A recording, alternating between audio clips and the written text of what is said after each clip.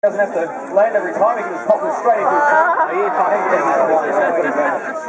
Now, as well as being great hunters, these birds are also terrific scavengers and thieves as well. And kites will go looking for meat scraps wherever they can find them. So places like fishing ports, abattoirs, rubber stubs, camping grounds are all places you can find not just one or two black kites, but 100 or 200 if there is lots of food there. These birds have learned to live alongside people really well. They're a real success story out there in the wild. Now what we're going to do is give River one more catch. I'm going to try and put him to the test. I think you'll agree, he's making it look pretty easy out here today. I'm going to throw a really big high catch. If he manages to get this one, what he can do for me is go berserk, all right? You can give him a huge round of applause. Get ready. You ready, River? All right, we've got a nice big circle. There we go. Something like Mitchell Johnson coming in off the long run. Here we go. All the way up. All time.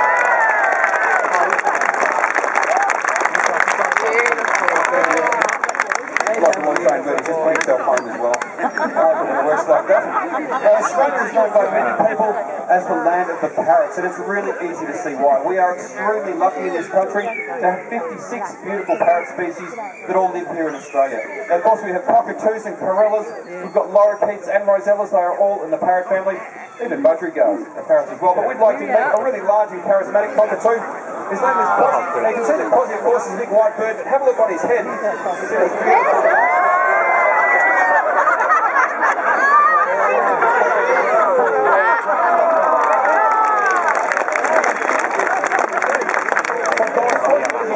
Crested cockatoo, and a bit like with the black kites, these birds have also learned to live alongside people really well. So these days we can find these really intelligent and popular cockatoos through much of the Australian bush, but we also find them in parks and gardens and golf courses, and sometimes we even find them in our busy city streets as well. Now a large cockatoo like a sulphur-crested cockatoo can also live for a really long time. It's quite possible that some of these larger species live to be over 100 years old. So some of these birds can live to be older than some of us. Imagine some of the changes a bird like this might have seen in its environment in the last 100 years. Imagine some of the changes they might see in the next 100 years. Now try and imagine Australia without them. Now most parrot species, and sulphur-crested cockatoos are certainly one, they look to nest inside tree hollows. Now being a big bird, these birds will look for very large old trees to nest inside. A tree suitable for a bird like that can take 150 or 200 years before it's big enough for a bird like that to nest inside.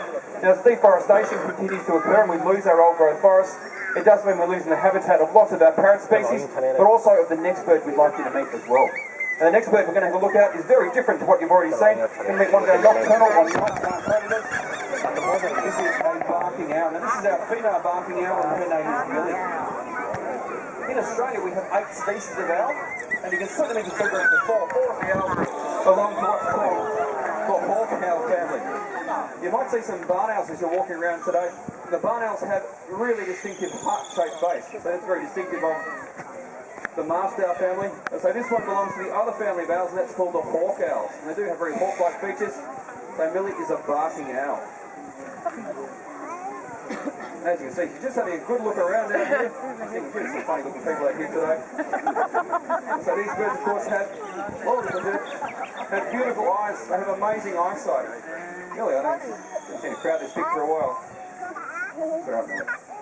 As you can see, of course, she's got beautiful yellow eyes. These birds have incredible eyesight. You probably all know that about owls. They do see really well in low light. What you may not know about owls, though, is that they don't see in colour. So Millie is out here seeing you, me, and everything else in black and white. Some people think, well, poor old Millie, that must be a real disadvantage to not seeing colour. It's no disadvantage at all. So these birds don't see in colour, but they still see about 35 times better than any of us. They do have amazing eyesight. Maybe I'll just take Millie for a walk. What do you think? So when Millie was out here yesterday, we actually had a wild wedge-tailed eagle fly over the top. And that made her think, oh, I'm not too happy about that. She's still a little bit nervous after yesterday. You can just see her, just having a good look around. She's checking the world out. Ready, Millie? So she's a stunning bird, isn't she? Now, as well as having terrific eyesight, these birds also have incredible hearing as well. Now, of course, Millie has an ear on each side of her head, just behind her eyes. But with owls, one of her ears is set a little bit higher up on their head than the other one. So it means that owls can hear left and right. They can also hear up and down at the same time. That's extremely handy. If it was so dark that Millie couldn't see her prey, see, it's got to be pretty dark before that's the case, but if that was the case, Millie would still be able to find her prey if it made noise. So if you're a little mouse and you make noise, Millie can find you even if she can't see you. Now, another great adaptation these birds have got, she's just showing you there at the moment, they can turn their heads around a really long way. In fact, these birds can turn their heads through an arc of about 270 degrees, which is a really long way around. It's very useful. These birds can sit nice and still and just lift their head around and locate their prey. Now, so Millie's a little bit nervous out here today, so she's not going to be flying. If she was flying, what you discover is that these birds in flight don't make any noise. Owls have some very special feathers. The edges of an owl's flying feathers are frayed, and that muffles the sounds of their wings beating. So that means their prey doesn't hear them coming, and that helps their hearing as well. They don't have to listen over the sound of their own wing beats. Now, with all these adaptations, you'd expect barking owls to do really well in the wild.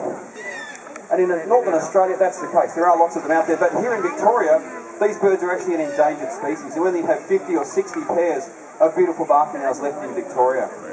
Now, the barn owls I mentioned before are going really well here in Australia and in other parts of the world as well. And one pair of barn owls can catch and kill anywhere up to 2,000 mice every year. So just having one pair of owls around, they can do a great job in keeping the rodent numbers down in an area.